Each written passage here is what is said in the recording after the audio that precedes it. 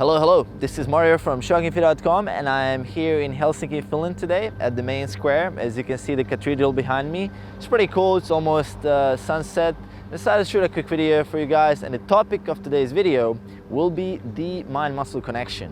The reason why I want to talk about it because it was a topic that I was really fascinated with, and it's kind of one that we're not really sure if it's like out of fact or just someone bullshitting us, because a lot of guys you meet in the gym, they're gonna talk about the mind-muscle connection, and there's a lot of other people who's gonna say, oh, it's pure bullshit, right? So let's dive a little bit deeper into it. Let's see what the research says, and let's see what are the practical applications we can use in our training to get more results. So the bottom line is, if you heard about this from Arnold Schwarzenegger or some bodybuilder or some other jack guy in the gym, is that they will essentially tell you, I can mentally steer my energy, my mental focus into the muscle, and I'll feel the muscle more, and I'll feel the muscle working more than if I don't do that. While on the other hand, you have strength coaches who are kind of like, okay, look, if you just perform the exercise with a good form, if you just focus on technique, essentially, the muscles will activate automatically. So you don't really need to focus on any mind muscle or any other mental aspect. You can just focus on external aspects. And the good thing with this is that we actually have research now done on mind muscle connection using an EMG. And I want to send a quick shout out to Brett Contreras and Brad Schoenfeld, who are super cool guys who do these research studies in exercise, in the field of exercise science, which is amazing. And allows myself and guys like me to optimize the training of my clients, and for me personally helps a lot to actually have data and science behind what we're doing. So let's dive a little bit into the study. Essentially what they did is they hooked up guys on EMG and they were testing them for the upper body and the lower body exercises. And besides that, they did to make sure that the guys were doing the identical form, they had a referee, a personal trainer who was kind of monitoring the whole study, and they would tell in one set or in one exercise, they would tell guys, look, for this time you're gonna focus on activating a particular muscle group, and then the next time you're gonna focus on not activating the muscle group. And the personal trainer was there to make sure the form is the same, the form is consistent, so the form doesn't change. The only thing different is what the guys were thinking when they were performing exercise. So I'm going to actually link the whole article and the whole table of the findings down there below in the description of this video, so you can check that out more in detail. But here are the summary of the findings. Essentially, let's take an example of a Romanian deadlift, which is primarily a hamstring exercise. So if the guys were performing that exercise while just focusing on the hamstrings, they would get just the hamstrings. But if they were focusing on activating their glutes, they would get the glutes and the hamstring activation. And the difference was enormous, right? We're talking about 20 to 30% more activation in average on some muscle groups, like when you're doing your squat, when you're doing your Romanian deadlift, which is insane, right? So that means 20-30% more stimulation, more growth from performing the same movement, just if you're mentally connected with the muscle. Fascinating, right? They also did studies on the chest and on the triceps while performing push-ups, and they figured out if you're focusing on your triceps, you get almost no lower pec activation, while if you're focusing on the chest, you get a lot more pec activation, less triceps activation, which is insane because the guys were performing the identical movement, right?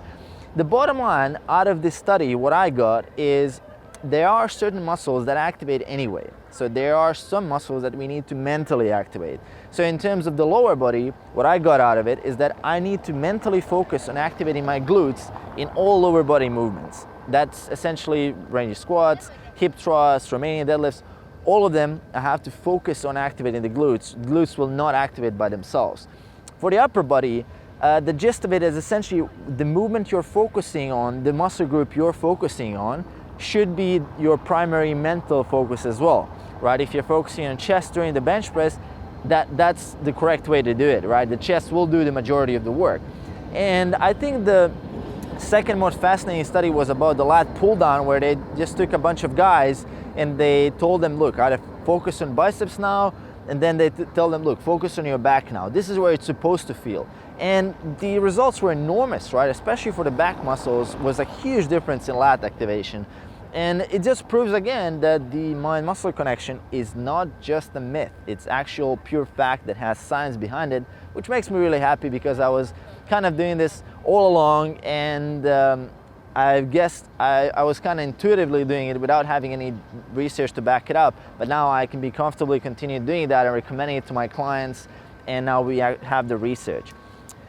What about the strength guys? Like, why are strength guys talking about the external cues and not mind-muscle connection? Well, actually it turns out that for strength work, so anything below 5 repetitions, 5 or less than 6 repetitions in some cases, it's actually more beneficial to not focus on the mind-muscle group and focus on external cues. And that brings me back to the beginning of this video when I talk about there's two sides of this story.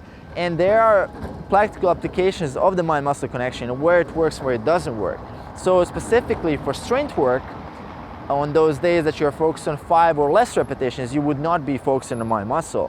What are the examples of external cues? Well, on the bench press, that would be like focusing, pushing the bar as fast as away from you. On the squat, that would be the focus on getting explosively up as much as you can. On the deadlift, that would be focusing on ripping the bar off the floor as fast as you can.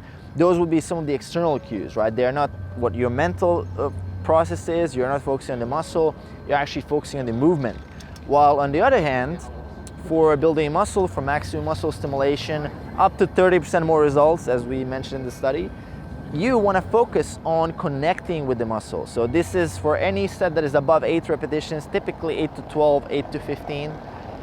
This repetition range, you want to mentally focus to steer your mental energy into the muscle and connect as much as you can, and you want to kind of feel where you want to think of where it's supposed to be feeling, right? What muscle is supposed to be doing the work, and that's kind of going to activate the muscle itself. This changed my training completely, by the way. When I kind of intuitively figured this out about 2 years into training, it changed my whole approach, right? I would get so much more out of my workouts, and this is something now that I recommend to all my clients. And I think they asked Dr. Brad Schoenfeld, like, what is the one thing that the personal trainer never tells you? And he told them, it's the mind-muscle connection, right?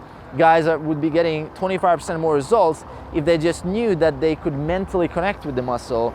And basically, if they just knew that, they would be getting a lot more out of their time, which is super key. And besides that, I just want to thank you guys for watching the video. Hope you enjoyed the content. I'm here in Helsinki, Finland, having a really good time. Hope you guys are having a good time as well. If you have any comments on this topic, definitely leave it below the video and we can discuss that. And if you have any topics for me that you would like me to cover and kind of give a brief summary of the research and all the other stuff and how to practically apply that, definitely leave that in the comments as well. As always, thanks for watching the video, and I'll see you guys soon. Peace.